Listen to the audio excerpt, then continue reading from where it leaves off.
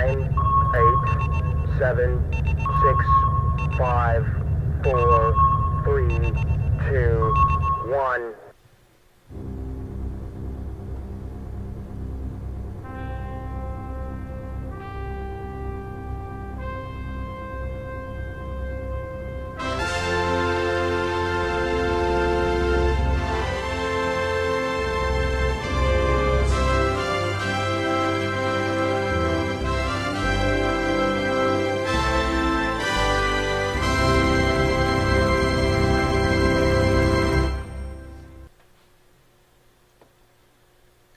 Welcome. It's NYPete at Interfleet Broadcasting. Hope everyone is well. I'm here with my best friend at Tipsy Toaster. Thanks for joining us on our news, pop culture, sci-fi entertainment channel. Full disclosure, Chris and I, we grew up watching 70s and 80s TV, movies, cartoons, and that's, our focus, guys, as you already well know, and if, for those that are tuning in for the first time, we enjoy talking about all that stuff and then some. We always have outstanding guests. So our special guest tonight is Brian Keid. He's an author, sci-fi military author. So he's coming on soon. And of course, we have John One this week. John One, our news anchor, he's going to be telling us all about what's going on in the world of pop entertainment, comic books, conventions, and the like. And that's pretty cool. So stay tuned for that.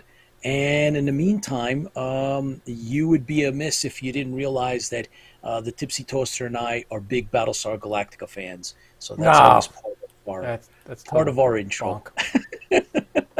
And we are thanking Superfan Fran for hooking us up with our drinks tonight. Yes, Thank you, Fran. Ready to show it up, Pete? I'll read it off. Yeah. Go ahead. All right. Tonight's beer, brought to you by Superfan Fran, is Evil Santa, the Virginia Beer Company. This is a holiday milk stout. Yes, we're a little late on the holidays, but it's still, might as well give it a shot, right?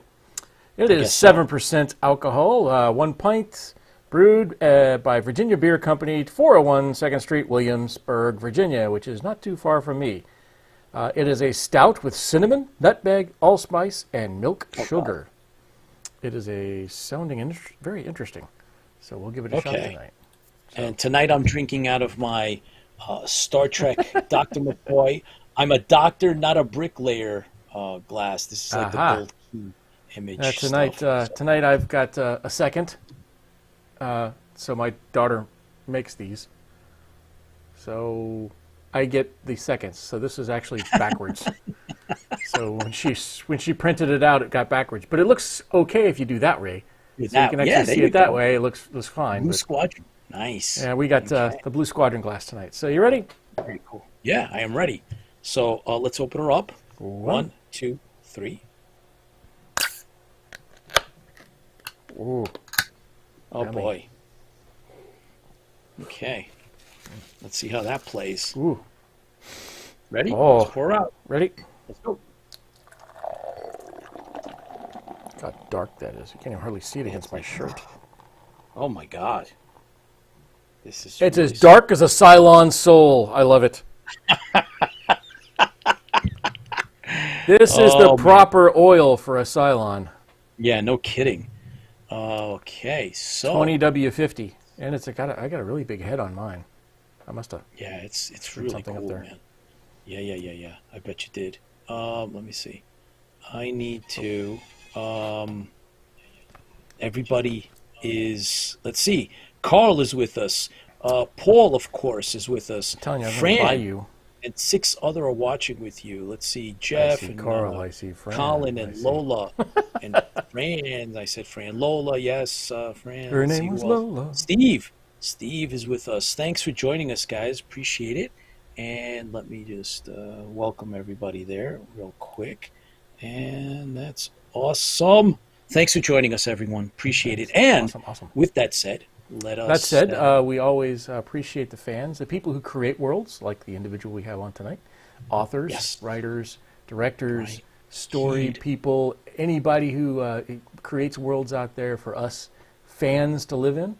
And, of course, all the fans who create those worlds beyond what is initially created.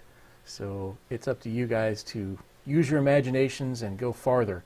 So here's to you, because fans fuel the fleet. Fuel the fleet.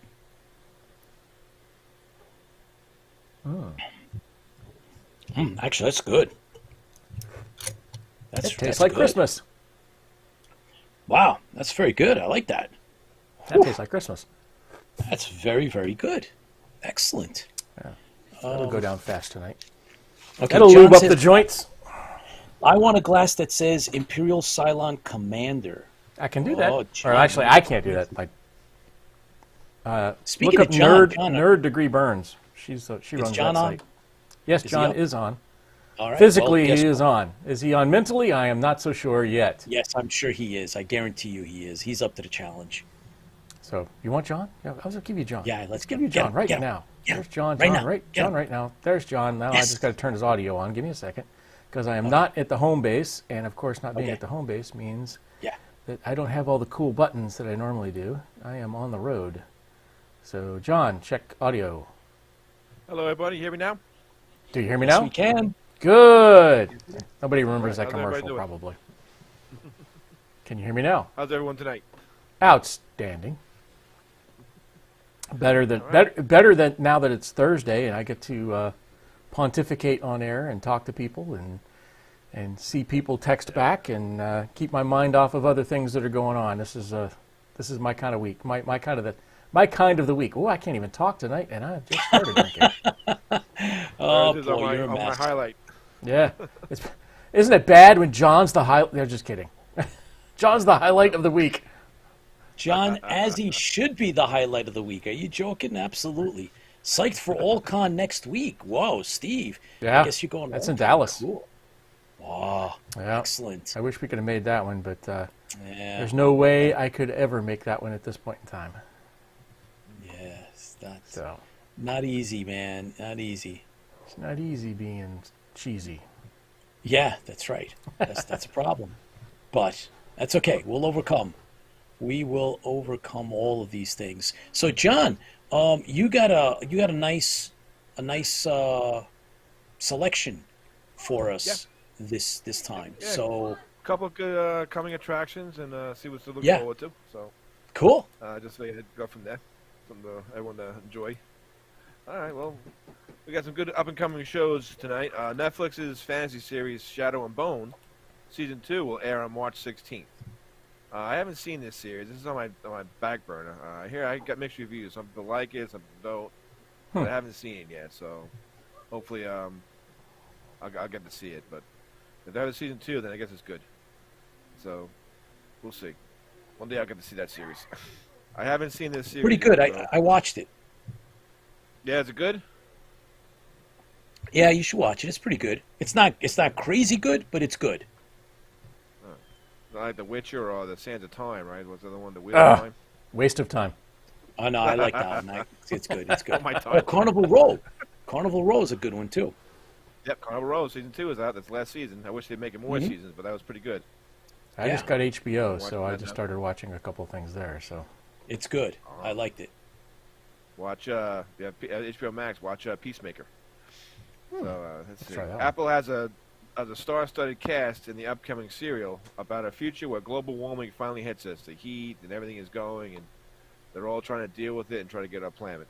That's going to be called Extrapolations. It will air on Apple Plus on March 17th. Ooh.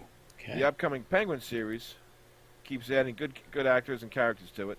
Clancy Brown will play mob boss Salvatore Maroni. Ooh. Brown played the bad guy in Highlander. that's right. The That's prison right. guard That can in be only Shawshank one. The Redemption. Kurgan. The Kurgan. Kurgan. Yeah. Or Mr. Krabs and SpongeBob. So he's got pretty good. This He was Mr. series I'm looking Krabs? forward to. Yeah, Oh he my voiced God. Mr. Krabs. I didn't know that. Oh boy. Yeah, I looked it up. Oh, that's so cool. So that should be a good series. This is going to be pretty good. It's a takeoff from the Batman. So all the characters are going to get their own series. Gotham, Commissioner Gordon, and Penguin's getting his own series. So it's a good actors coming in this series. Are they Hopefully should shooting be that done in by New York? next year. I think New York, and I think they're shooting in Toronto. I'm not that sure. Of course. Yeah, I they think a couple were seasons in New shooting. York both. They were shooting not too far from where I live. Oh, they're shooting. Oh, yeah? Yep, Wow. shooting in We're up Queens. by Long Island City? Actually, the other side, over by Kew Gardens. Oh, really? Yeah, That's okay. yeah. I was over there the other day. I hate driving that area. Oh, That's why when the traffic's all messed up. yes. I will see. That's probably Really? why. Really? That's why traffic's all messed up? Really? Well, that's one It's of New the York. many reasons. Hey, Colin says that he reminded us that he was in Earth 2 and World of Warcraft. Earth 2 was a great series. I don't know if you remember that. It was Oh, yeah. really, Earth 2, really yep. good. I really enjoyed that. So, That was on Fox. That was a yeah. good series. Yeah. Only one season, though. Yep, that's And, right, Punisher Sean. fans- Sean's with us, too. Oh, Sean's go. Hey, Sean.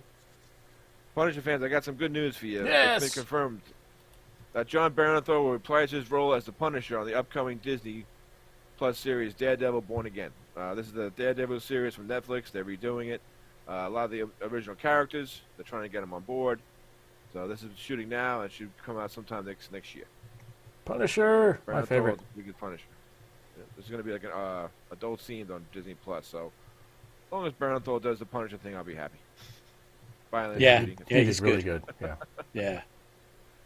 So we'll keep that. The last voyage of the Demeter. This was the boat that brought Dracula. I know Tiny Bean was talking about it. They say this is going to be a pretty scary movie. So this is based on one chapter of the book where the Demeter comes and Dracula jumps onto it and everyone dies at the end. Yeah. So that should be good. We'll bring to you who's coming into it. I know the guy from Game of Thrones and a couple other series in it, but he can't keep it to me. And that's going to come out on August. When's it coming out? I think August 4th. This summer it should be. Okay. Out. Look for it in theaters. Oh, I want to see that. Yep. And our production has finally started on this series. FX's Alien Yes. series will finally start. It will begin shooting in Thailand and Eastern Europe. Wow. I love their Hopefully title there. On Earth, everyone can hear you Yep. scream. I'm looking forward to seeing this. This is going to be a pretty good series. So hopefully they do it right. Just Yeah, like the Dark exactly. Horse series. So can only hope. So this should have a 2024 release. Probably release next fall. It should be. They're saying, but I don't know. I think it's going to be pushed back to 2025. But we'll keep it posted. Well, get your dice and characters ready for this fun film romp in the fantastic Dungeons and Dragons Honor Among Thieves, which will be coming to theaters March 17th or March 31st. I'm sorry, based on the 80s cartoon show and a little bit on the game. So it should be good. Chris Pine's in it. A couple of characters. I've seen some of the previews, so it's pretty funny. But it should be a good, nice fantasy romp. So that should be coming up pretty soon. So let's see. Watch out for one. Also, watch out for 65. Adam Driver fights dinosaurs. March 10th. Shazam 2. Fear of the Gods. That's going to be March 17th. Recently announced a Hellboy reboot. Oh, please. Will come out. The actors in that one. So we'll see that. More and more reboots. More and more re-shows. There's a pattern here. We're just not waiting for Yeah. the right show to be rebooted. Yeah. But we're still waiting. And what else? We recently reported about Warner Brothers cutting a deal to make new Lord of the Rings movies. And reports are that they're in talks with Peter Jackson to start directing them. So I think Peter Jackson really set the bar with his Ring movies, and I think they should go with him. Ian McKellen fantastic actually green stated screen. that Ian McKellen actually stated he wanted to play Gandalf one more time before he dies. Really? Yeah. Oh, wow. So he's in his 80s now, so they better start filming. You better hurry up, right? Wow. They're going to have to deep They better faking. cut that deal with Jackson real soon. So, and that should be. And what else? Well, he did set the bar for it. I'd rather have him direct the series than the guy directing the Amazon series, The Lord of the Rings. I don't think. I'm still trying to get back and watch that series over again. Like, what did I miss? I just feel like I always miss something in that series. Which one was Yeah, that no one? kidding. The The one on Amazon, The Lord of the Rings on the Amazon. oh. That series in the beginning. Yeah. That was. Which Yeah, one's yeah. the Rings of Power or whatever it was? That one was pretty Yeah, decent. that was Amazon. Okay. Yeah. That was That pretty was, good. Yeah, Rings yeah. of Power. That one made sense to me. I haven't watched any of the other Lord of the Rings that made sense to me because I guess I'm just impatient. You're impatient. That one I had to keep going back to watching. Oh, I kept waking up again. I'm like, it's over again? Let me get back. That sounds like waste of time. Hey, John. Yes. That Star Trek convention that's going down in Long Island, New York. Maybe we should see if we can get tickets to go out to that. Okay, that's coming out in May, I think. May or April. Yeah, Sandy's going to be there. So. Oh, Sandy That'd be Gimple? kinda cool. A couple other guys. Yeah. Yep. Yeah, it'd be kind of cool to kind of meet her in person. Oh, that'd be great. Oh, yeah. Going to be there, and also another guest we might have it coming in a few weeks. G.E. Hertzler, who played Gowron. Oh yeah, Gowron. Was it Gowron Yeah, or was it? Oh no, It's Gowron. That's not Martok. Gowron. Mortok. Mortok. Mortok. Yes. Yep. Martok's going to be on the O'Brien show. played Gowron. Yeah. Yep. I know my my bad God. guys. And as a matter of fact, we locked in thanks to our CG buddies Chuck and Chris. We have Doug Drexler, who worked on Star Trek. He worked on some of the movies, TNG, and he Space was Nine. actually, Deep Space Nine. He also was consulted. He consulted for Picard as well. Yep. He's got And pictures they of had him like with a Picard. it was announced on just last week. There was a special, and they talked about it. And so Doug Drexler, we can ask him about that. He's going to be on the show in April. Thanks, John, for locking that down. Hey, so you ever think that maybe someday, just maybe someday, we'll be able to be the people they come to for Battlestar Galactica? That'd be cool. Hey, stranger things have happened, man. Stranger things have happened. You never Yeah. know. I wish. You know, Hey, we can consult for Battlestar Galactica, the original series. Let me tell you something. If it was up to Michael Warhan, we would be, because Michael Warhan, who had worked with Richard Hatch closely and done a series, who's in the industry, he actually told us that he was looking forward to coming back, and that we were going to be able to do some things with him as well, especially on his site, and do some Galactica things. So stranger things have happened, man. If Mike ever comes back, maybe Mr. Warhan will, you never know. It just Or maybe after our terrific fan film, we'll be able to see that they come after us and say, "Hey, look, that was pretty good." Well, guess what? Hey, Steve, why don't you thanks come? for Let us watching. come. Why don't you come do a Battlestar with us? All right, all right. Just big thinking, I'm just Listen. We just found out Steve McCormick just told us that Doug Drexler is a guest at the Long Island Trek Show too. Oh wow, definitely go meet That's with him. great. So we're gonna have him on in April, and the show's I think in May, right? So that's kind of cool too. George is in the house. Baz, thanks for joining us. Very busy Baz couple says months. hello. Yeah, we're gonna be busy. That's for sure. Oh yeah, going we're gonna out be busy. to. We're also going to be going out in May. We're going to do the trading card show, the non-sports card convention in Pennsylvania. So Chris and I are going to meet up. We're going to go out. That's And do right that. after It's we gonna be wrap great. up the fan film. That's right. right after we shoot the Stranded Warrior. So that'll. Oof. Yeah, we got a lot of stuff going on. A lot of stuff. As a matter of fact, we were casting. We're finishing up the casting, John, and. We just acquired a couple more costumes, and so we're moving forward with that. So we're this close to actually locking down the scary. last one or two. Yeah, we have a couple of candidates. We're going to do some auditions, and I believe that by the end of this weekend, definitely by the next show, we're going to have a whole bunch of new great announcements to make on. And then we'll start on the rest of the introducing. cast. We'll start introducing the cast one by one on the show. Oh yeah. Or Awesome. through that. So, and then John's going to be coming on set and helping us out too. So That's right. Yep. So, forward to Baz is coming to America. What? do you mean you're coming? When are Where? you coming to America? Are you coming to Where? New York, Baz? What are you talking about? What's going on? yep, send us an email, boss. We need to know. All right, we're gonna hook it up. I hope you're coming to New York City. If you're coming to So Washington come to- D.C., that's cool too. I'll be there. Yeah. Either way, so we'll hook up. We'll do some interviewing. we'll take you out. We'll have a really, really good time. So Yep. that's just going to keep us in the loop. All right, cool. Oh, and we're looking forward to everybody else that's going to come out to Dragon Con. Dragon Con. Right. So Dragon Con, we're going to hook up with all of you guys, and we're going to have our goal would be to have a dinner, all of us together, an IFB dinner. So let's keep that in. In fact, I'll probably reach out to one of the restaurants close by there and reserve ourselves a private room or something. Yeah, that we're gonna have a great time, guys. So just make sure that because I know Fran and I think Eric is coming, and Lola's coming, and Charlene is coming, and who else? Team There's a few BSG others. might be coming. I think they're coming. Unfortunately, they may or may not be coming with the Viper, but we tried. And there's we tried hard. We tried hard. There's a slew of others that I've heard. Oh, as a matter of fact, our very own Commander Keid, Paul Ryder's coming. So yeah. Paul's got his countdown going on the website. Oh, he does. Hourly.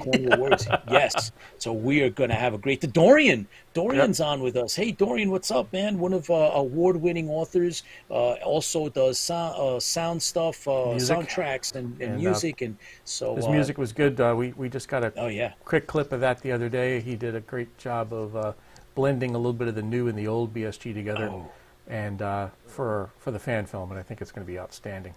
Oh, it is. It sure is. So good to see you, Dorian. Thanks for stopping by. We have to do a follow-up interview because I know he's published some other books, won some more awards. The guy is just phenomenal, and we're glad that he was a part of our show, especially when we first started.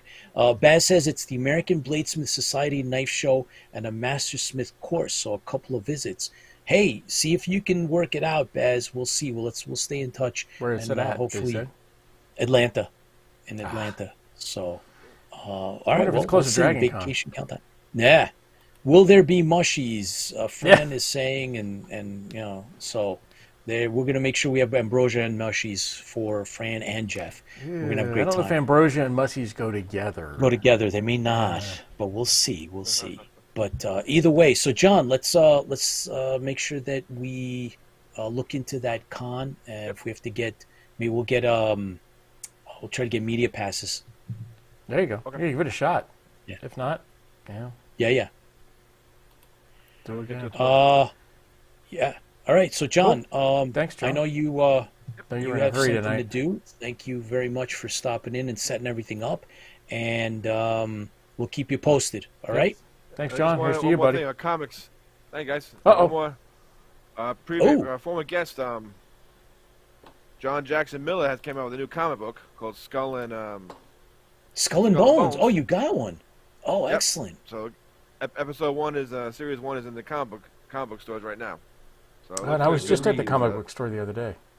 It's a bunch of pirates and the crew, and they get stuck on an island, and then hunter becomes prey. So we got to find out what's chasing after.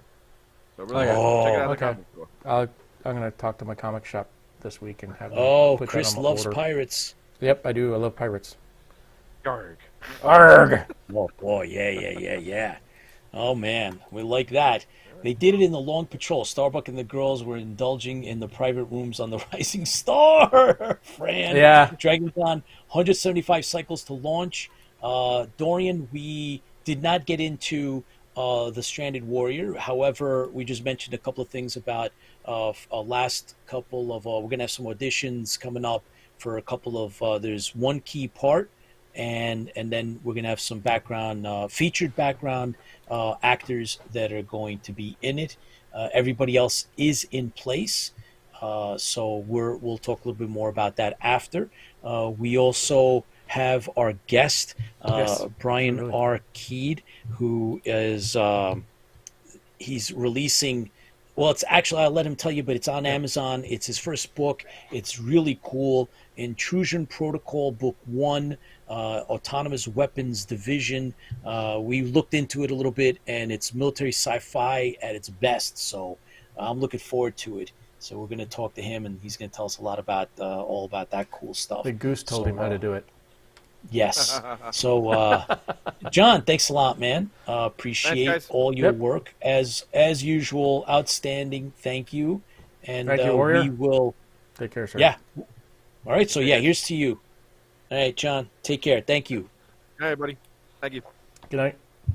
All right. So, Let's bring on Brian, who Hang on, I can only push has- buttons so fast. see that's because you have those big fingers. No, it's those because I'm giant not Cylon I'm not on the fingers. base star right now. I am on I'm inside the Raider. Oh, you're inside. Smaller, Yeah, it's smaller cramped, and right? on the road. Yeah. It's all smallish. Yeah, okay, I'm gotcha. stuck with one screen and. Yeah. All right, so Okay. I'm good now. I'm ready. All right. You ready? Okay, cool. All right, let's bring him on. Bring him on. Hey, Brian, what's up? Welcome to IFB, man. Oh, dang it. Hang on. Look at that. Now we're good. Now we got you. Sorry, now Brian. the we're audio. good. Now Yeah, we have the audio. I mean, nobody wants to Yeah. hear anybody talk, anyways. I mean, it's just all. Yeah, no, of course not. Yeah, but thanks for joining us, Brian. Really appreciate it. Intrusion Protocol. Thanks for having me. Is your first? It's our pleasure. It's your first book, and just so we put this all out there, based on your background, which basically reads as such. I'm looking right at Amazon, and says Former Marine. you're an engineer, right? Does that mean you're a civil engineer? Software engineer. Software engineer, okay. Marine veteran, and perchance a daydreamer who's worked over this great country or lived all over the country, and you've met all kinds of different people, enjoying the stories, taking it all in, I guess, and make your home in a rural Midwest somewhere where you farm with the love of his life, his 2 children, 2 spoiled German shepherds, and an assortment of rowdy livestock, including one particularly opinionated goose. So It's very there true. you have- It's very true. He's the ghostwriter. for I the actually Goose. confessed back in the green room that the goose does all the ghost writing. Yeah. So Is it ghost writing or is it goose writing? goose writing. Nicely done. Nicely done. Oh boy. So Brian, we love having authors, and we like getting into discussions over their work, how it comes about, and this book, which is according to what I'm looking at, and you'll correct me if I'm wrong, you have a Kindle edition that's out now on Amazon. It'll be out May 1st. Everything Kindle, May 1st. Kindle Unlimited, ebook, and paperback. Nice. All right, cool. Because right now, what they have up for you is the Kindle edition. This title will be released on May 1st. So I'm glad that you said the paperback's coming out as well. And you said I'll show audio? it to you. Did you say audio? No as well? audiobook yet. Okay. We're shooting for this fall. All right, because we're big audio fans as well. But I drive a lot. I listen to a lot of books. yeah, there Absolutely. it is. I read that. I read that in advance of your visit. So daydreaming is a requirement for writing sci-fi, is what Dorian says. So yeah, that's for sure. Cylon button masher. Yes, crew chief Mike. That's exactly what that is. Dave Francoeur is with us. Thank you for joining us, Dave. Good friend of ours, supporter. We love your work. Make sure everybody stops in and looks at some of Dave's great stuff. He's put up some videos for us. Brian, give us the background to Intrusion Protocol. Tell us about the book and the story. Absolutely. So without giving away too much of the good stuff, it's about a combat programmer, wink, wink, named Carrie Severs. And for those of you who are just fans of military sci-fi or even just modern military in general, you can think of a combat programmer a lot like a drone pilot. But instead of a drone pilot flying one drone manually, he has basically a squad of AI that can fly hundreds, if not thousands of them. And so as the sort of state of human civilization wanes, there's not a whole lot of us left where he is. Having that sort of like autonomous weapons division sort of being the front line of defenses is critical since there's so few of us left.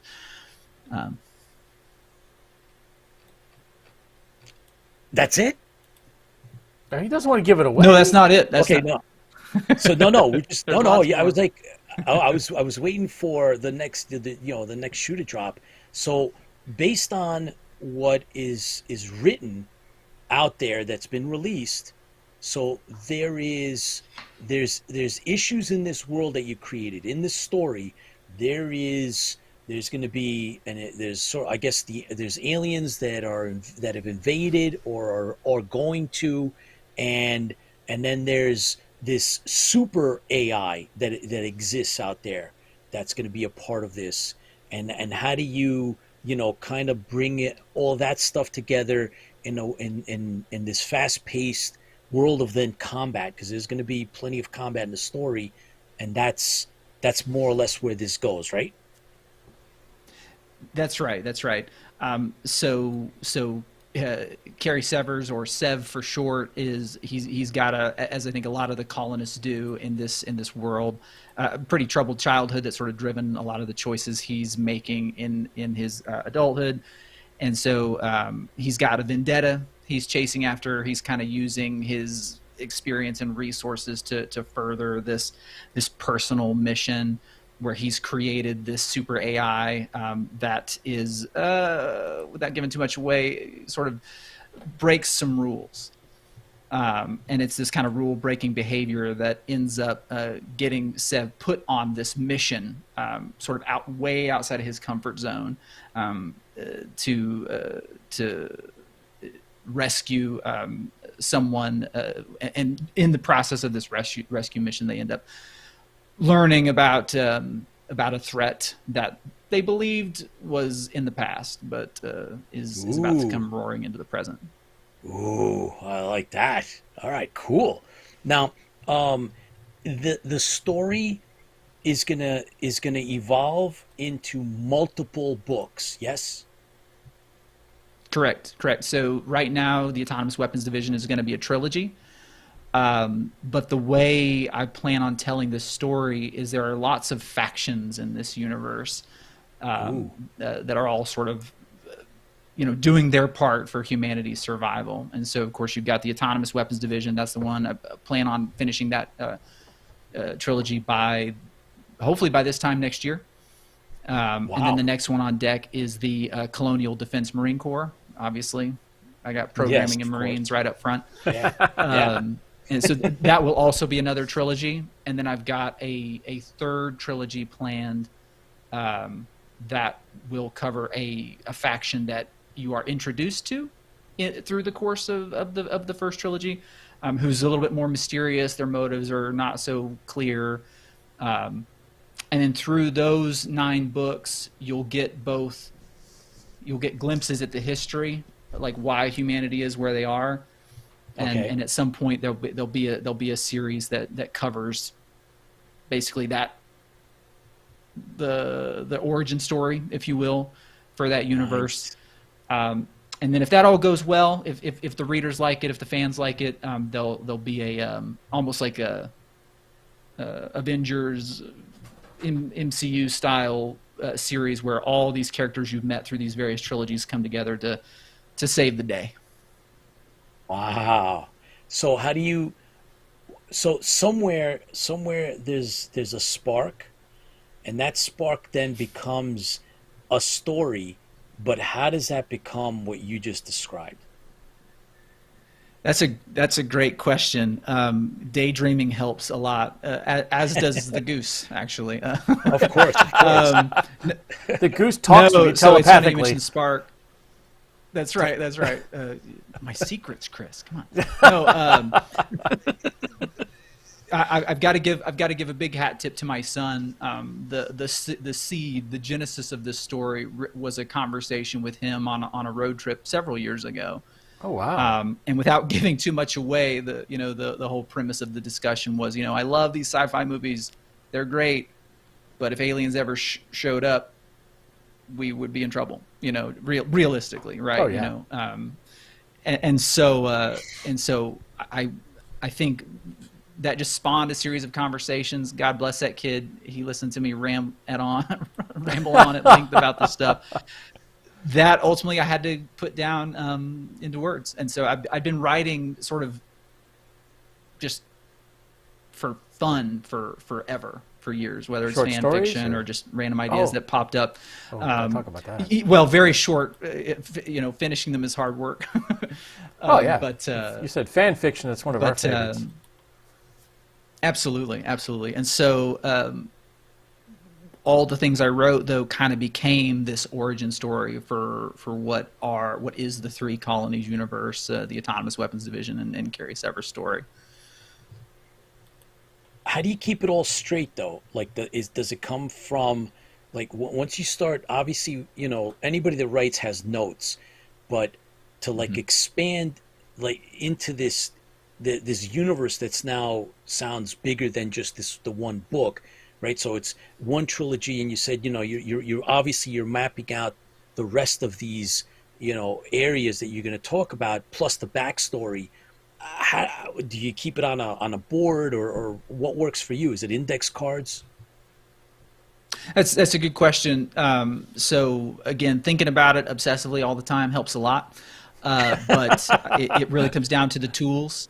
I think a lot of authors like myself use Scrivener, which is both a writing tool and kind of like digital index cards. Okay. And so that makes it really easy. I've also got an iPad. Whenever I'm kind of ideating, not really outlining, not really writing, but just what would be cool, right? I'll bring out the e-pencil and the iPad and jot down ideas, and I keep all that. And for me, usually it's like just writing it down helps kind of make it concrete. But if I ever need to go back and refer to something, it's there. That's interesting. So that's one of the big, we usually try to tap into some of the best practices that our authors come in and talk about. So do you keep, besides the iPad, do you write things down traditionally, or is it really kind of digitally focused? I did a lot of early on. I did a lot of sort of physical pencil paper stuff. What I found was, though, the really good ideas come when you're not thinking about it, when you're not trying to do it. And so what I learned really quick is actually, one thing I didn't mention is my phone. Like the notes app on my phone gets a lot of mileage, because I'll just walking the dogs, out doing the chores on the farm, anything. Just that's when the good ideas come. So you just pull out the phone and jot them down. Interesting. Okay. So, like we hear stories. Sometimes it's, I have a particular type of pencil that I like to use, or a type of pen, and I'll have, that, moleskin notebook. Time of the day. Yeah. Yeah. Time of the day is big. We've heard that as well. Like, early in the morning or at night where I'm alone or something. You're saying that what works for you, more or less right now, is having that digital medium, and you said the phone, which we all have with us, and I guess not hesitating to use that. Oh, one thing I did want to ask you: do you back it up? Do you use cloud as something that is important to you? Yeah, right. Yep. I've lost so many notes. Oh, it's so bad. Yeah, no. So like Scrivener set up, it backs up to Google Drive. Of course, I think the iPad stuff goes to iCloud or whatever, but it's all there. And I think part of that's just like my software background. Like, I bet. Yeah. Instinctual at this point. Yeah. Of course. Backup the backup. Oh yeah. That's right. So and then the secret backup was the USB drive around the goose's neck. There it is. There it is. See? Baz from Down Under says, all your broadcasts are in the middle of my working day. So, Baz, just come back later and watch. Just rewatch. Watch the rerun. Yeah, rewatch. Get it. We are in syndication, but we really appreciate when you tune in. Of course, being in Australia, these things do come up, but hey, it is what it is. But thanks for tuning in. Appreciate it, and we have to have a follow-up with you as well. So, Brian, what motivates you at the end of the day to actually say, this is a labor of love, right? No questions about that. When you write, it's something you love, but ultimately, to complete this, to get it out, there's definitely some tribulations and a road that had to be followed. Oh, So yeah. tell us about how you got specifically to this point. Not to sound terribly cliche, but one foot after the other is pretty close. Except it's one word after the other. I've been writing in this universe for probably almost 4 years now. Whoa. And am only sort of not happy enough, but just excited enough about the story and the quality of the writing, and we got the covers and everything going, that this first book is going to come out this year. It won't be 4 years until the next one. It should be out this fall. Just persistence. You know what I mean? It is. There are certainly days where the writing flows like a river, and then sometimes it's like a dripping faucet. And so but positive, incremental words will eventually get you to the end. I remember the first time I hit 85,000 words, which is about 350 pages, and it's like, oh, I did a thing.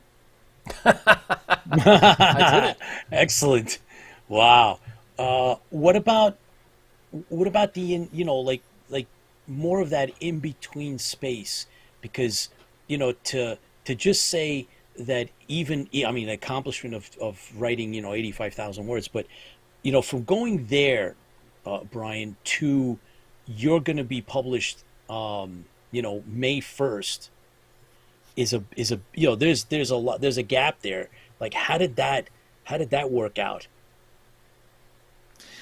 That's a really good question. Here I got to give props to just the authors that came before me, the folks that were willing to sort of answer questions, and because the writing and the craft piece is huge. It's a big part of it, and I have spent years trying to hone that with folks who are just outstanding writers and sort of not just writers but published authors. And so that's one thing. But then there's almost like to get things across the finish line, it's almost like being a small business owner.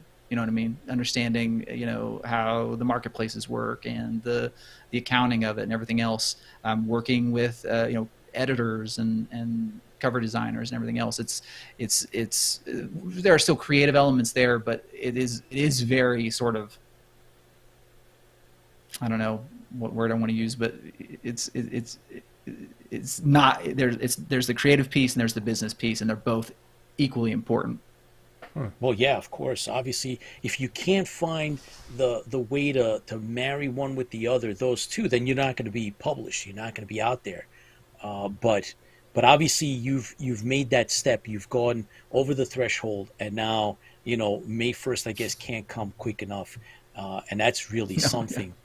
It's a major accomplishment. But is it easier to get the rest done now? I mean, now that you've kind of broken that code, how easy is it to get the rest out? No, that's a really good question. I think having done it once, kind of end to end, everything else comes much easier, and that's true of both the writing side. So I'm already probably 20% into book 2. But then on the business side, the editor's already scheduled, the designers are already scheduled. Wow. It'll probably go on pre-order here in the next couple of months. So yeah, I think maybe it's that way for everyone, but for me especially, it's all kind of stumbling in the woods until you've done it once, and then you're like, oh, I mean, it's not that it's easy, but it's simple, if that makes sense. Interesting. How much of the rest of is the trilogy laid out? Yes. Okay. It's then ready to go. What about the other ones that you mentioned? How far into are the stories lined up for the rest? Are they laid out for all the others? Yeah, that's a good question. So for the Colonial Defense Marine Corps series, book 1 is it's fair to think of them as sequential. Like it would be best if you read the first trilogy and then the second trilogy and the third trilogy, but they actually overlap a little. So there's an event in Sev's second book, which will get an entirely different perspective with the main character in the first book of the second series. And so so these, as I kind of hinted at earlier, these stories kind of they don't just sort of reveal the history of how we got here, but they also are sort of painting this like large sort of cataclysmic event, and you're going to end up getting different perspectives on that at different periods. And so one thing I guess I've learned as a writer is I'm excited to tell these different stories through different characters, but it's all in the same universe, kind of in the same timeline, and that makes the planning side a lot easier, rather than if each trilogy was a whole separate story and a whole other universe that I have to plan. There's an efficiency to that, and so I always sort of approach this as in I want to create a universe that has a lot of stories to tell. And so I guess that's one thing I'll promise to readers is if you enjoy my universe, there's a lot more to come. Cool. Wow, it sounds really, really cool. So Brian, what were your influences growing up between, TV, movie, books, things? What made you want to do this? What made you want to become a writer? Instead of a farmer. That's great. Or both. We're both. That's right. Yeah. A farmer writer. No, that's. Yeah, well, so I grew up on a farm, so I come by that very naturally. I think my inspirations, though, I've always just been kind of a geek at heart, the quiet, introverted type, who's either playing Nintendo or reading his. Absolutely, I hear you. or reading my books. But what started me off was not again sounding cliche, but it's true. Was Aliens.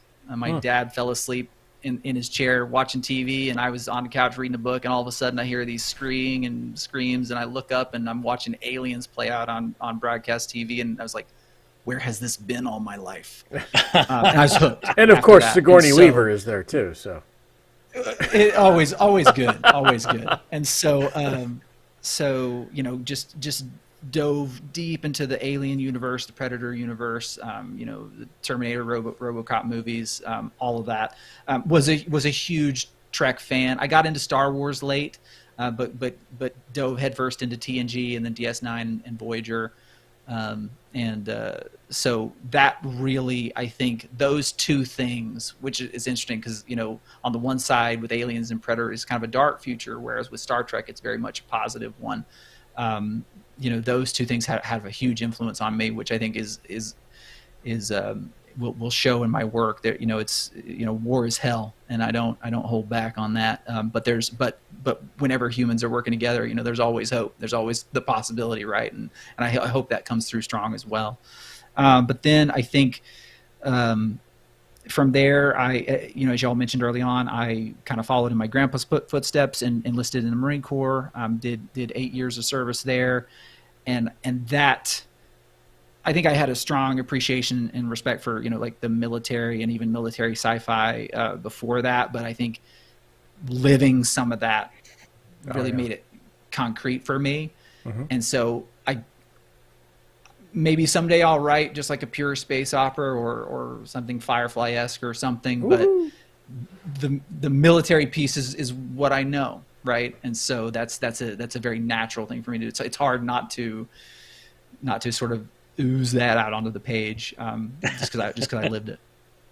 Yeah, that's great. That's what makes some of that military sci-fi usually a step or a head above the other guys that are just making it up. Some of them tap into their friends. I've actually met at some of the conventions. I've met some of the guys that are like Mr. Abnett, who's a great Warhammer 40K writer, one of the top. And he Dan never Abnett served. is my favorite author. Yeah. Oh wow! Yeah. So so I think he's the best. I think he's the best military sci-fi author out there. Oh wow! Yeah. Gaunt's Ghost. Oh yes. Die on the hill. So. I got to meet him. I met him at New York Comic Con, and I got to talk to him for a little while. And I asked him about his, how does he harness the military? Because he didn't serve himself, but he told me that a lot of his friends that did, they're the ones that give him the insights that he needed to then, create that world that Warhammer, that Gaunt and the Tanith live in. Because I told him, I said, I was in the military myself, and when I read some of that stuff, it's like, you know, it's there. It's like you can see, you feel it. It's like as if he was, and it's feel it's the good stuff. brotherhood. Yeah. Yeah, Which I'm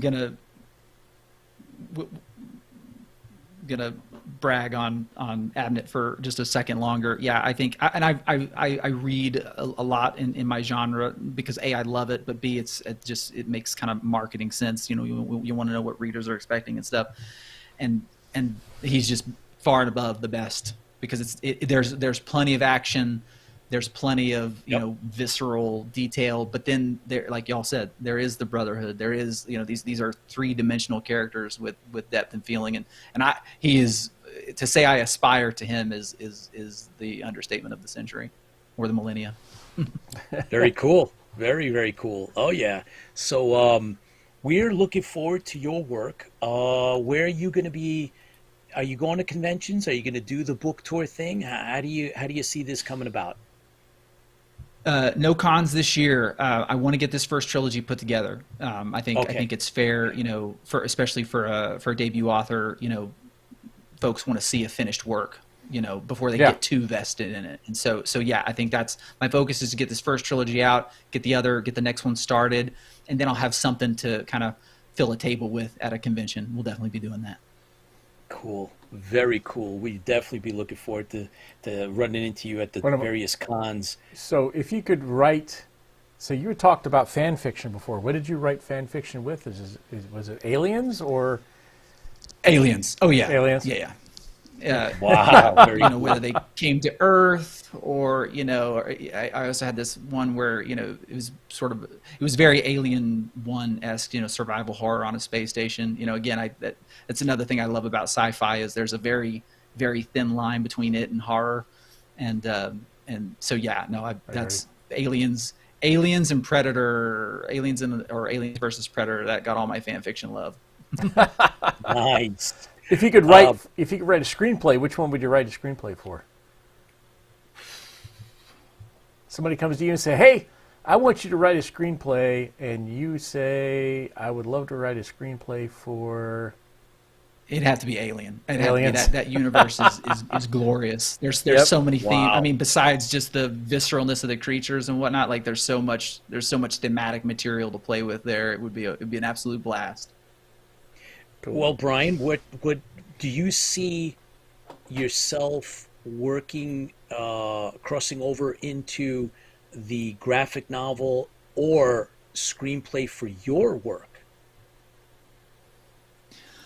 I would love that. I think it's I don't think about it a whole lot. It's a very competitive genre, and so I think my focus mainly is on just trying to differentiate myself in that space.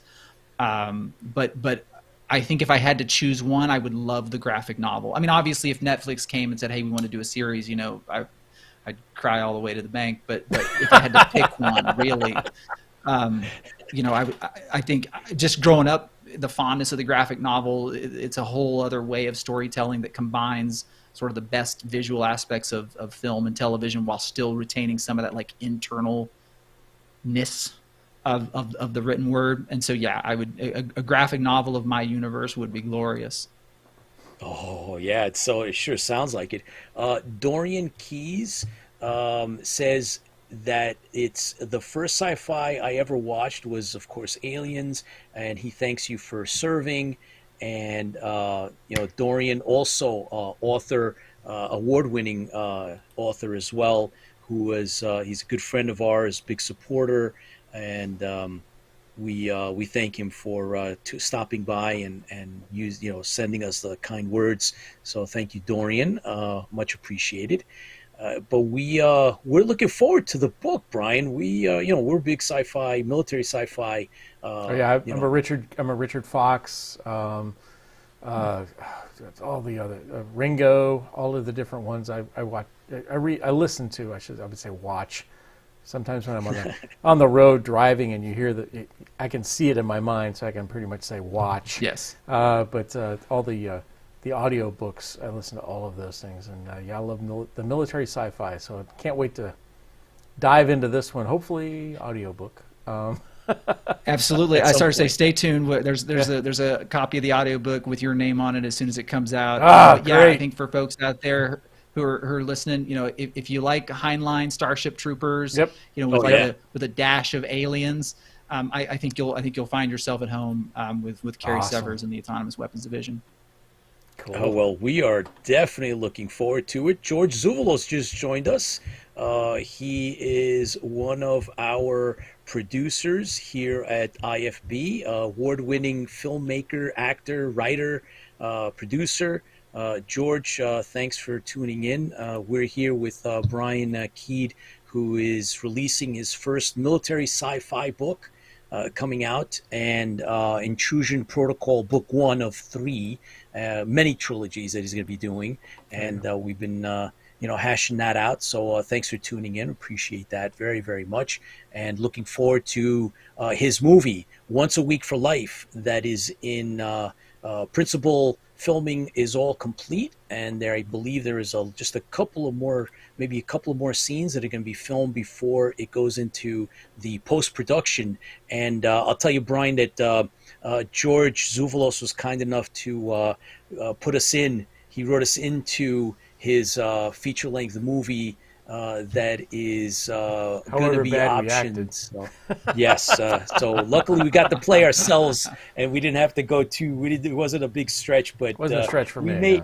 Yeah, we may end up in the final movie, we hope. But I'm sure it we'll was, end up on the cutting room floor. yeah, well, most of it, I'm sure. But yeah, we've been doing a little bit of that, and we're also working on our own fan film, since you mentioned, writing fan fiction, fan film. We kind of did that a little bit Yes, ourselves. the Stranded and- Warrior.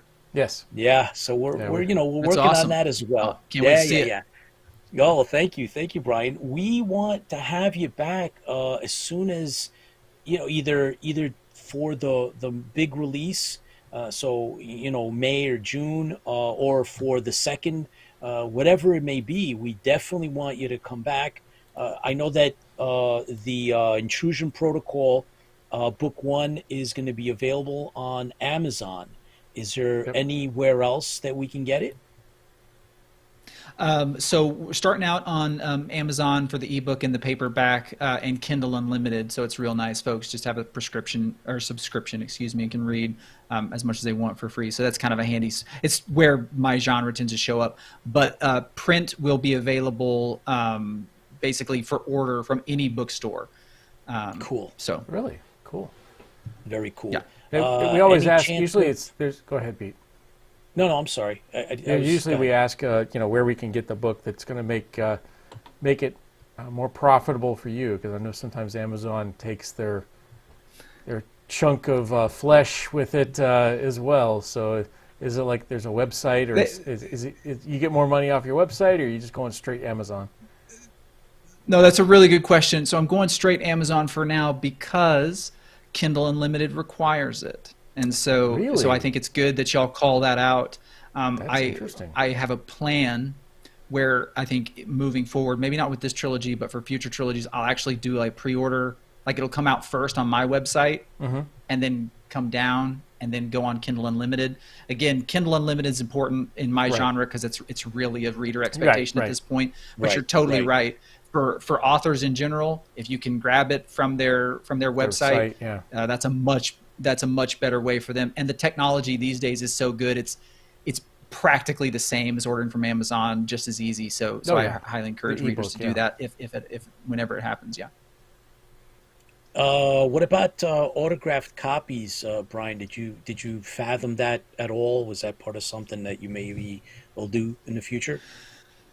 Definitely. So I think anyone that's interested in one, just shoot me an email, and we'll work something out. I'm also considering, if not for this launch, I'm still waiting on the paperback covers to come through to be able to print the preview copies. But certainly for book 2, we'll probably do like, hey, if you pre-order, have like a giveaway. The first 10 pre-orders will get a free autographed copy of the print book. Nice. So we'll see if we can pull something together that quick for this first release, but definitely for the second release, we'll do that.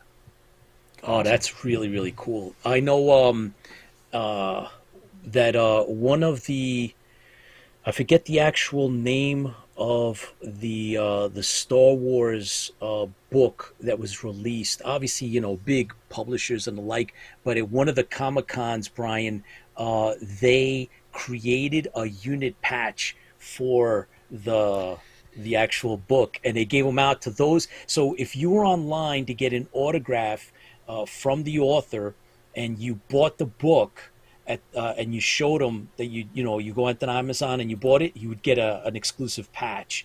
So maybe you should consider something like that, or a sticker I like that. or something I like that a lot. Yeah. Absolutely. Yep. Yep. Well, I think there's something to having. Maybe it's easier with military sci-fi, but you have those things you refer to, whether it's an emblem or a patch or the Cylon dagger. There's just really cool there's really cool sort of like merchandise type opportunities there, and I love it's in the end it's all about the fans, and if that's something like cool that I can offer that engages them and keeps them sort of coming back for more, I think it's great. I think it's wonderful. So unit patch, I'm stealing that idea, Pete. It's done. Yeah. Good. It builds that universe. It builds that the connection to it. Exactly. I think it's important as a fan. Sometimes we create new things or anything like that. A patch or whatever else we see on TV or show. We create those patches if they don't exist, and then fan fiction leads into newer type things. What if there's a new, different type of division for that group, and then that just builds on to the fandom as well as the storyline. I think that's it's great. Chris, I appreciate you saying that. It. Yeah. Go ahead. Well, no, I was just going to say, so if folks, if this sounds interesting to folks, you can come and sign up for my newsletter. I won't spam you, I promise. And you get a free novella. You get a prequel to Intrusion Protocol called The Division for absolutely free, just for signing up. But you'll get an email in the first week or so where I talk just that, I don't want people to sign up to my newsletter so I can just, spam them. Hey, buy my book, buy my book. I want to build a community, right? Because I write the books I love to read, and I want to make sure that folks who like to read the same thing kind of know. And so it's all about building that community of fans. And so it's absolutely, you guys are an inspiration in that regard. And so I'm just trying to do the same in my little corner of the universe. Yep. And then your email, your website's BR-Keid, try that again. Nope, that's it. brkeid.com. BRKEID.com. And then this is where you would sign up for it? Yep, right there where it says send me updates, you get the free book. There we go. All right. I'm in. You guys are awesome. I appreciate y'all. Oh, absolutely. So Mediocre Modeler, thanks for joining. I don't know, you must have been on from before, but I just saw you post about the audiobook, and that's in the workings. So we have a lot of audio. There. Mediocre Modeler and I are big audiobook fans because we do a lot of driving. It's audio is huge. I mean, kind of speaking of the author business side of things, it's probably the biggest growth sector for authors right now. I wouldn't know. So part of it is, there's different ways to do it. But again, the tools are out there that just make it so easy to connect with good narrators. And now with Spotify publishing audiobooks, it's kind of given Amazon and Kindle a run for their money, which again, I'm not pro one or the other, but I think competition is good. Exactly. And so you don't want a monopoly. Yeah. So exactly, and so I think the trick is really just to make sure I get the books locked up first, so there's no issues there, and then B, finding that right narrator who's gonna bring the right thing. Yeah. But then the rest is kind of easy. Yes, I think he said a lot of that when you say the right narrator, even just a mediocre narrator. There you go, mediocre modeler. The mediocre narrator. Even a mediocre narrator can actually do well with some books because it's the story that really kind of brings you into it. The narrator's there. Right. That's right. But the story, he fuels the story. The story really fuels the narrator, I think. And even if you have an okay narrator, you're good. But I mean, if you have a great narrator, you're set. But of course, they cost more money. One of the reasons why I do books is books on. I almost said books on tape. Well, I'm dating myself. Audio books, books on tape. Yeah, we're driving around with large stacks of tapes or CDs. I think I get something out of it more than I do just. I don't have a lot of time to read, but I get something out of a book on. I almost said tape again. An audio book. I get so much more out of an audio book than I would. Music is great. Music keeps you. Music is entertainment, but an audio book, as you're driving, can put you into a universe, put you into a different location, put you into a different world, and I get so much. I think you use so much more of your imagination with an audiobook than you do music. Not that I'm saying poo-poo on music, but I think the audiobook really gives you I can see myself, that's so silly when I say this, but I can see when they say something on the audiobook like, so-and-so says it sarcastically, I'll find myself going, I bet he did. Yeah, I'll do a facial thing as I'm driving, and people probably looking at me like, the heck is this problem? Is he having a seizure? But you can read it back, or you can say, oh yeah, that's how that guy would act, or that's how that person would act, or that's the facial expression that they would use. And that's the part I really love about it. I mean, reading a book, you can do a little bit of that, but I think in the audiobook, it's almost like a performance, and it's almost like a radio show. It is, and it's like with that audio source, it's almost like your imagination can go further because it's not having to come up with all of that to start with. And I have to concentrate on the words. Exactly. And so, no, I think it's great. And so, yes, it's definitely going to happen. And when it does, y'all just watch your email. I'll be there. We'll make it happen. Yep. Brian, a couple of quick comments from some of our really big fans and supporters. Sure. Are you familiar with the Dark Horse series of Alien or Predator movies that came out? The movies, like the Aliens versus Predator movies specifically, I have seen those. I think specific to Dark Horse, I loved all those comics growing up. I was very disappointed when Aliens versus Predator, the movies, were nothing like the AVP comics. If for no other reason, they started out on an alien ranch on an alien world, and I was really wanting to see that on the big screen. But I'm very familiar with those comic series, and I have seen. I think if that's what they're referring to, the movie adaptations of those with they were all right. Carl Cullenschmidt, who's with Team BSG Viper, he wanted to know if you had an issue with it not following. It says it's sad that the Alien and or Predator movies didn't follow the Dark Horse series. What do you think? Yeah, I think I don't know. Y'all, I think know way more about just like the realities of movie production and things like that. Again, I think going back to my original comment that if I could kind of pick anything, it would be a graphic novel. Again, it's sci-fi is one of the most expensive things to do. You've got to condense a story into something you think is going to be more widely consumable, whereas like a comic book and a book for that matter can be more kind of on point. And so as much as I would love to see a really perfect adaptation, I kind of recognize that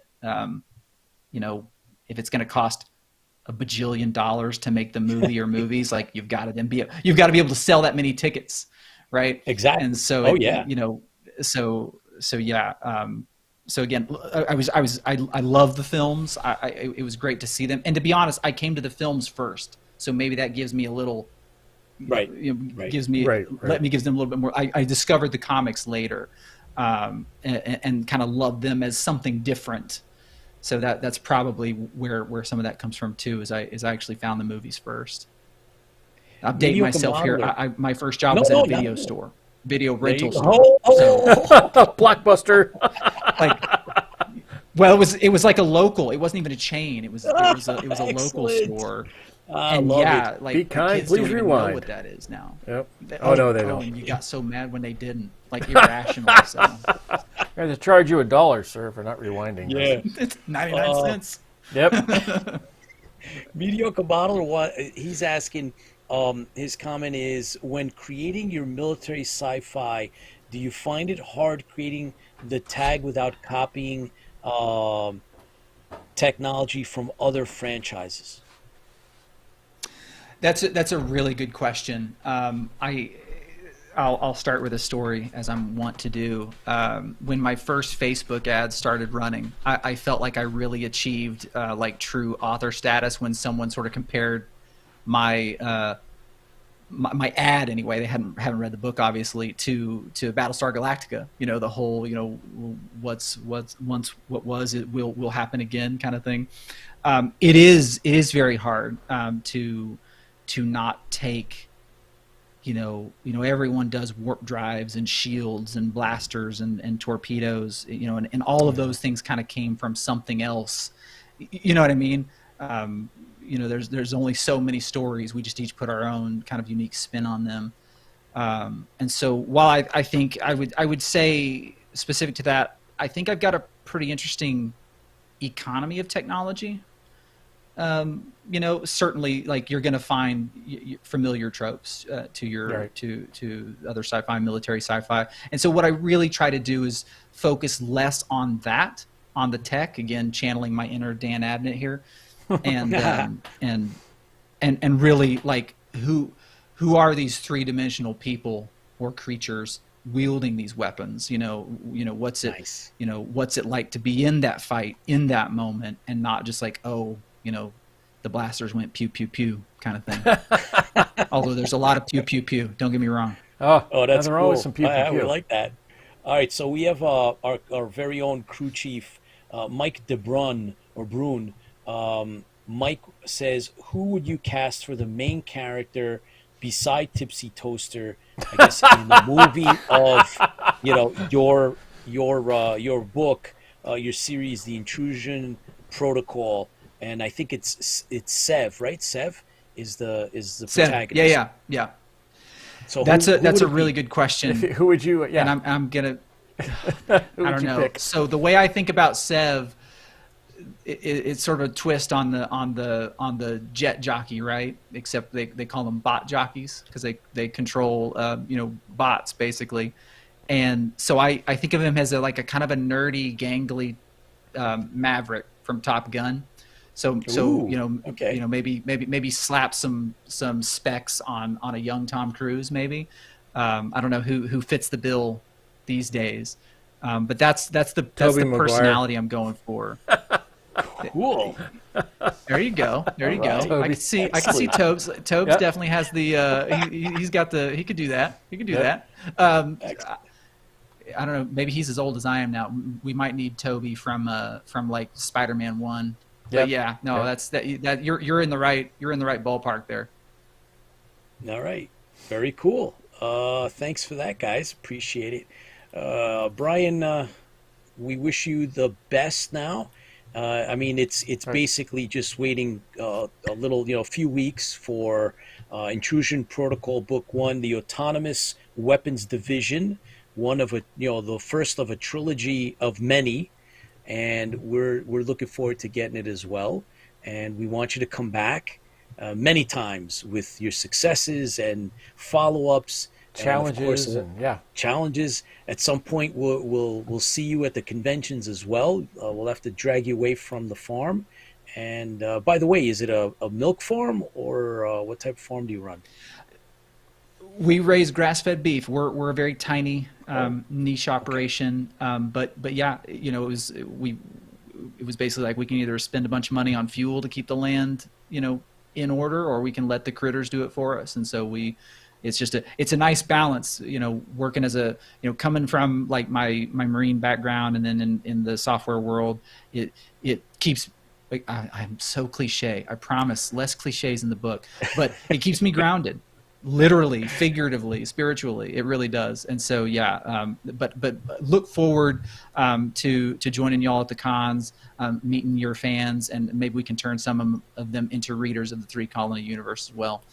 Just can't thank y'all enough for having me on. Have me back anytime. I'll share whatever I've got to share, and we'll keep the broadcast going.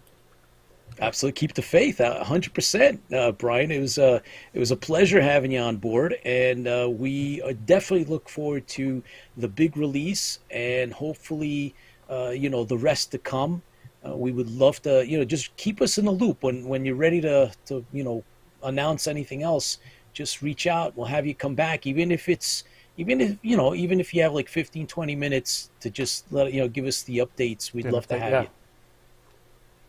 Absolutely, gentlemen. It's been a pleasure. Thank you so much for having me on, and we'll do this again soon. No problem. So thank you for creating New Worlds, and thank you for your service. And we look forward to everything that you bring to us in the fandom. Fans fuel the fleet. Right. Take care. Cheers. Fans fuel the fleet. Outstanding. Oh man, very, very cool. And I am definitely we big military sci-fi fans from whether it's Battlestar Galactica or the books, and then obviously he reads Warhammer and Dan Abnett, and unfortunately, next time. Yeah, unfortunately, I don't do the you need Warhammer as much. We need to get you into. I love Richard Fox. Ones. I love all of the. Oh yeah. I can't count how many freaking military sci-fi, but a lot of them is Navy. I know he's Marine Corps, so we took him a lot of places in the Marines. Yeah, but that's a lot of the stuff is just a lot of the Navy stuff is in there is kind of cool to me. So I do a lot of the Navy ones. But Richard Fox, I think that's probably one of my favorites. So cool stuff. A lot of really good stuff out there. So we're looking forward to actually. I just signed up as we were speaking. I signed up to get the updates. So I think it's going to be a good one. I'm looking forward to it, and having him back along with we've already had some of our guests, former authors come back. So we'd love to have them as well. That was really cool. And for those that are tuning in now, we just wrapped up our interview discussion with Brian Keid, who's releasing his first of many books, but specifically first of a trilogy, and that is the Autonomous Weapons Division Intrusion Protocol, Book 1, releasing May 1st. It's on Amazon, and we are looking forward to that. I signed up myself, like I just said. And George Zouvelos with us. Great discussion and show. Thank you, George. Looking forward to taking off with our Stranded Warrior. George Zouvelos, of course, is starring in it as we're gonna Captain have to have Martin. him come on and talk about himself in regards to his experience and what he looks forward to in regards to the short. I mean, he's done so much larger and bigger projects, but I kind of like to hear, from the actors what they embody in regards to the new. Yeah, I think he's a great person to talk to. By the way, if you haven't, and a lot of if you haven't, like you guys call him or anything, but yeah, exactly.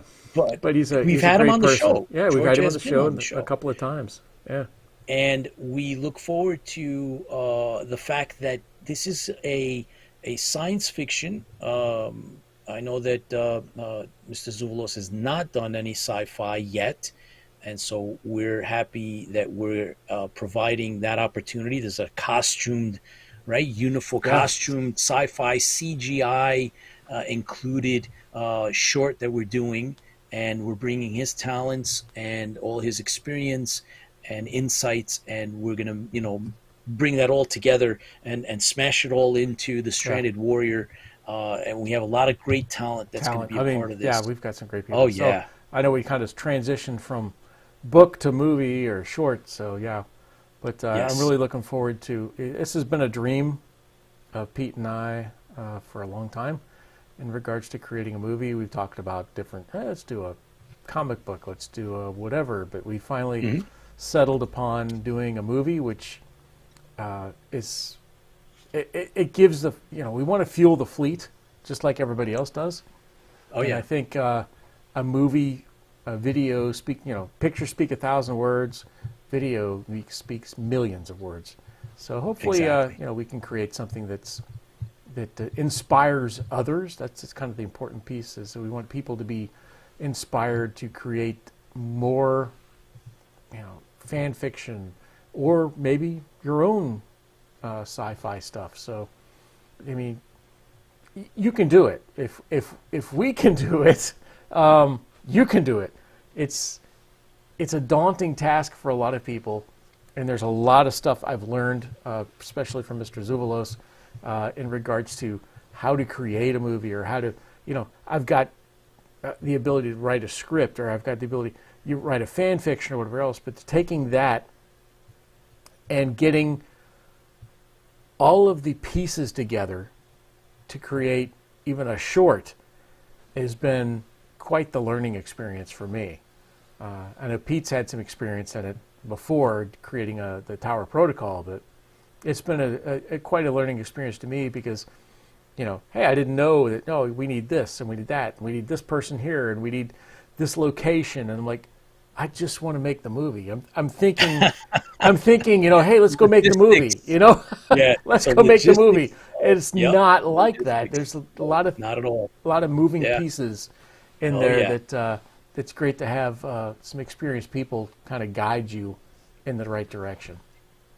So George Zuvalos, who again is starring as Captain Martin in The Stranded Warrior, is the creative producer here at IFB as well, and Fiat Lux Productions, Fiat Lux Studio Productions, which is his company, is directly affiliated with us. Is available next Thursday, Chris. Oh, so that'd be great. So let's lock that in, George. Come on, we'll do a 15-20 minute interview with you, and we'll talk about what it's like to do this thing, and you'll be coming off of Yep. wrapping look up forward to, yeah. Yeah, once a week for life. And he says, FYI, I'm keeping my costume. So he put that out. So the public now knows. So lock that in. There's going to be a fight now. I can see it now. Very smart move, George. Very smart move. Put that in my actor agreement. Yeah. I keep the... He keeps the actual... All right, so it's done. There you go. It's locked in. So we have you for next Thursday. Everybody tune in. We're going to have one of our creative producer for IFB, none other than Mr. George Zuvalos, who is starring as Captain Martin in The Stranded Warrior. So he'll be the first, as it should be, right? As the star, he'll be the first, and then we're gonna start bringing in all the rest of the cast. Hopefully, get Diana, and we just got a new actress in regards to. Yes. We don't know if we haven't locked her in quite as of yet, but hopefully by tomorrow. Needless to say, she was. What would you say? She was the Cypress. She was. She was involved in beauty pageants. She was involved in television overseas, and so we're going to be locking her in, and that's going to be great. It'll be another great announcement, and plus we'll announce all the rest of the cast, and we'll have them come on up. Getting the cast together. We'll have them all come on, and it'll be great. We've ordered up a lot of the costumes that are needed. We just need a few more. And then, of course, there's going to be a lot of custom made. There's at least 3 of them, three costumes that are being tailor-made right now as we speak. So the Stranded Warrior... Right as we speak, yes. They're being... Yeah. So the Stranded Warrior is about halfway funded through our crowdfunding. We're 49%, so hey, 49%. Thank you very much to everybody that has actually donated. We're really, really grateful because we wanted to be able to show that the fans are still interested out there, that they're willing to, get involved with the crowdfunding for a project like this. So that was part of our goal. And so we're showing that there is that interest, and we want to thank you guys specifically. Of course, everybody that's donated, they're going to get their names in the thank you roll Credits, yeah. at the end, in the credits. And we are really looking forward to actually doing this. We have a new CG artist that is involved with us, and that's right. he's getting involved with Chuck and Chris, and they're bringing them on board.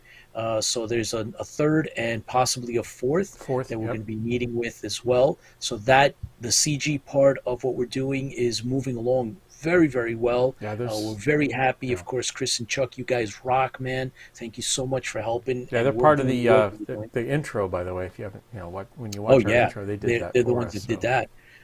We've locked in our second AD, and we are moving ahead. People may not know what second AD is, Pete.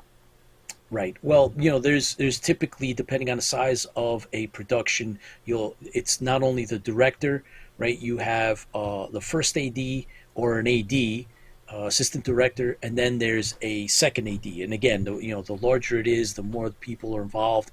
What you do is you make sure that the first AD and second AD run interference, so that the director can focus specifically just on their role and what they're doing.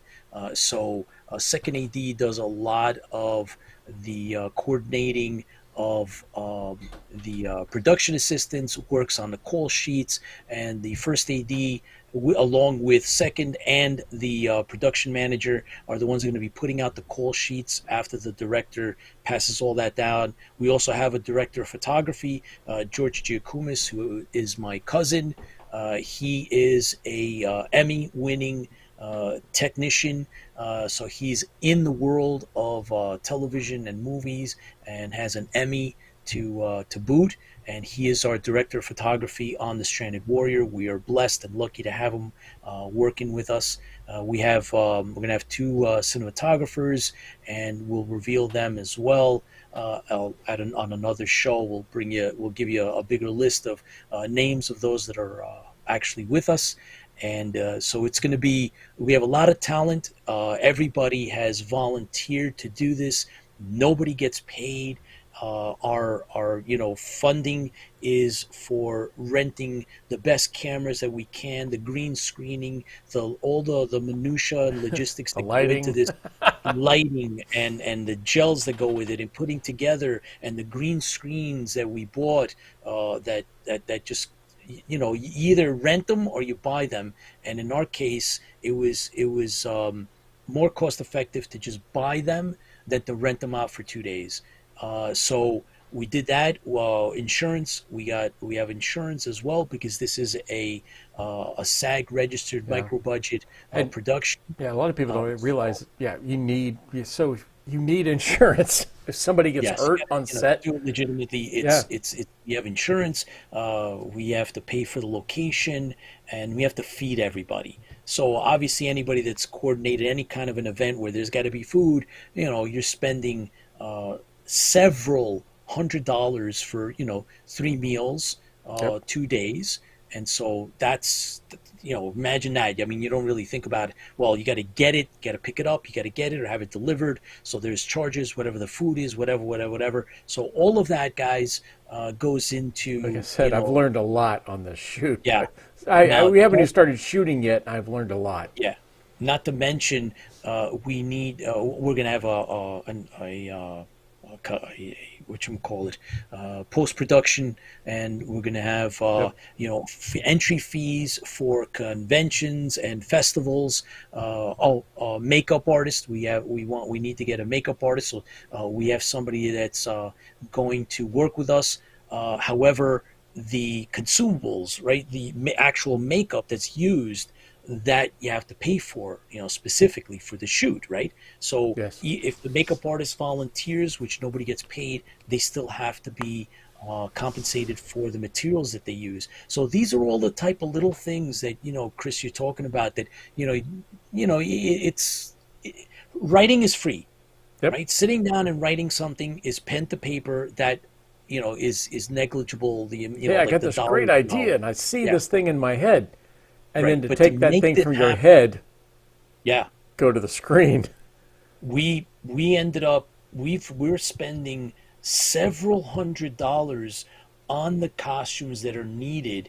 So we've had to outfit X number of actors, and so we've had to acquire those costumes. So those have cost. So now we've invested several $100s on the costumes. Never mind, we mentioned that Mediocre Modeler is our prop master, and all the consumables that he's actually, so Yep. the dagger and the helmet and all that stuff, right? So Yeah. his time is given to us for this production, but the materials, we have to compensate him for the materials. That's a whole different thing. So these are the things, guys, that go into the nitty gritty of how do you make a production, especially specifically a fan film where nobody gets paid. Imagine if we had to pay Oh yeah. actors. That would just be, forget it. We wouldn't be able to do something like That this. would have been a But, no starter. Yeah. yeah, we are blessed. We're lucky. Rob Baum.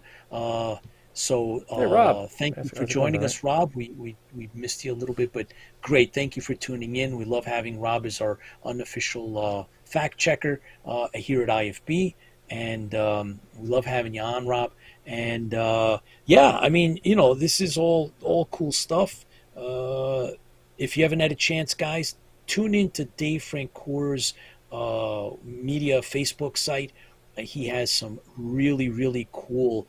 He just set up a whole series of Battlestar Galactica related pictures. His work is tremendous. He does it as a hobby, and he's a big fan and supporter of ours.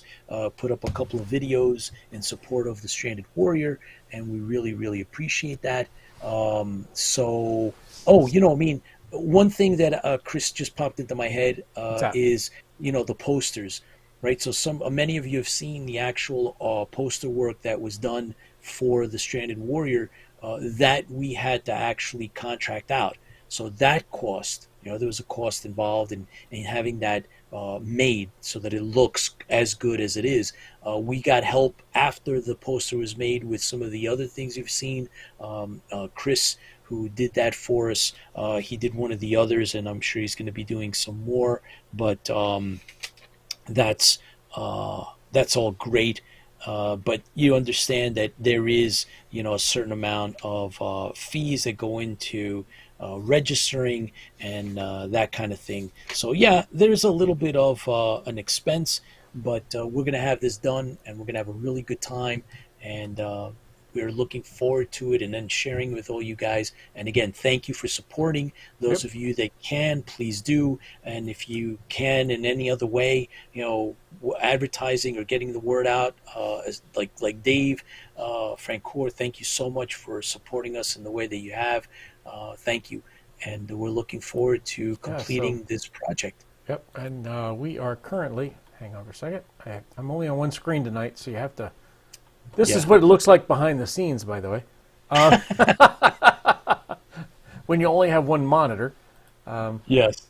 There you go. So this is where we're at right now. We're at 49% of the $7,500 goal. We have 27 backers, which we really thank everybody who not only are backers, but people who have shared the post and people who are talking us up. That's important too. We only have 22 days left. So we're getting close. It's starting to sweat a little bit. I'll tell you the truth. But if you get a chance, throw $10. If you only have $10, $20, whatever you can do, we would really appreciate it. I hate asking. It sounds like I'm begging for money, but I really want to make this happen, and it's gonna happen. It's just gonna happen better if you can help us out. So. There's a lot of different levels here at the bottom. The Colonial Warrior. What the heck is this? Yeah, okay. Colonial Warrior First Class level is like only $20, and then you have cadets, and you have other things. We'll be doing read-throughs and some of those.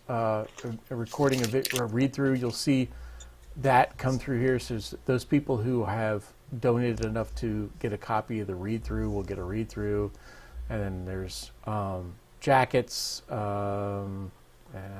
can get to the point where you're a flight sergeant. You get the Stranded Warrior jacket that says, the Stranded Warrior movie, and the patch and everything else on the side.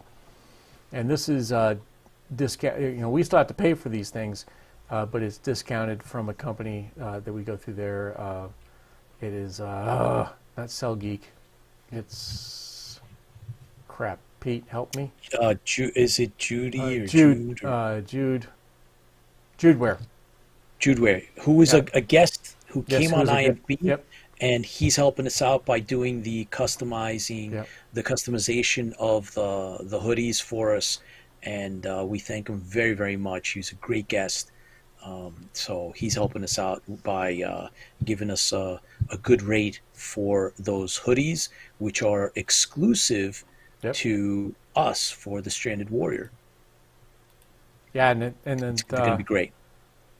Yeah, it's a fan production produced by fans for fans. Yes. So it's gonna go out. There are certain, believe it or not, there are festivals dedicated to fan films. I couldn't believe you found a bunch of them the other day. A whole bunch. There are even festivals for fan fiction, and there's festivals for fan, not films. Storyboards, not the films, fan but the scripts. Yes. Yes. So that is out there, and we are going to. Mike wants to know if there's a QR link for the project. We will create one for you.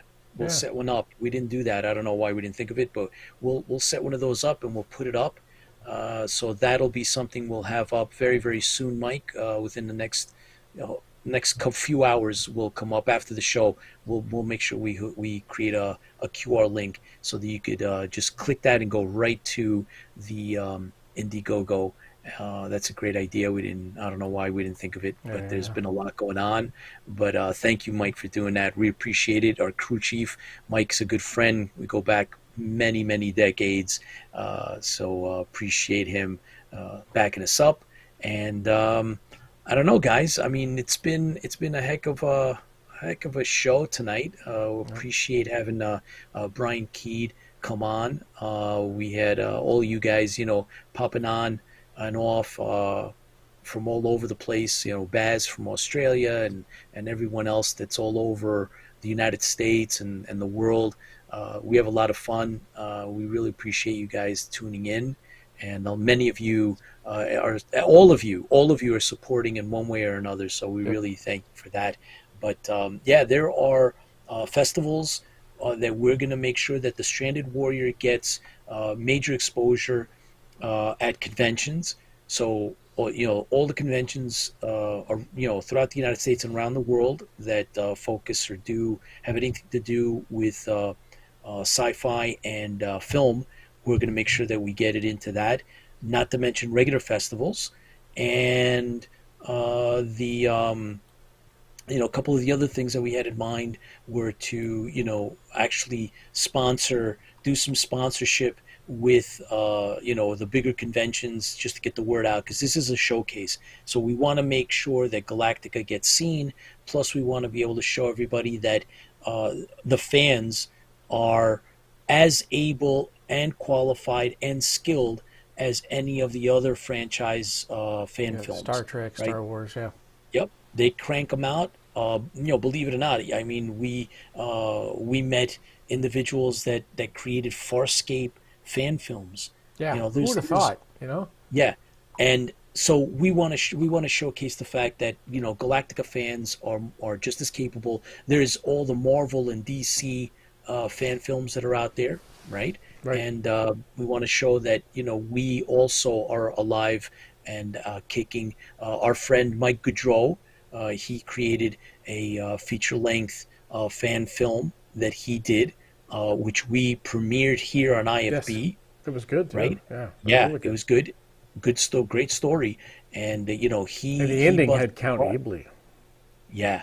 It was good, right? I mean, he busted his butt to get that out there, and we want to keep that. Rolling. And there's been a couple of CG, right? CG shorts. There's a lot of CG shorts that out are there. But wonderfully talented individuals. Oh yeah. So we want to add our own to this and showcase our stuff. So we're looking forward to doing this, and thank you everybody for helping us out and inspiring us to do this. We have a great team, and we're very proud of everybody we work with, and we're really grateful to you guys. So just let's keep it rolling.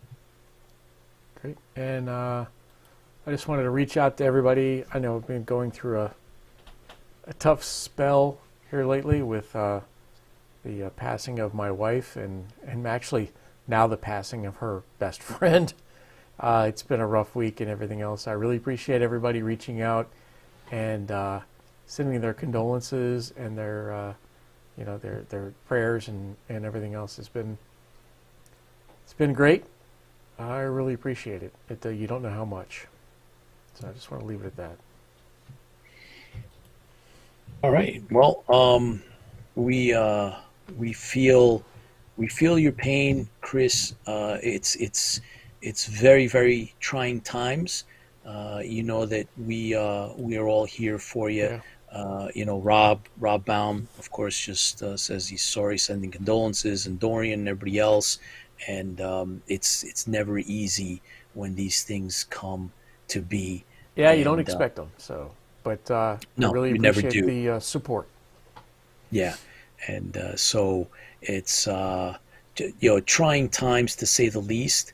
But we are going to make the best of this, and life to you, life to you and your family, and I think may Colleen's memory be eternal, Chris.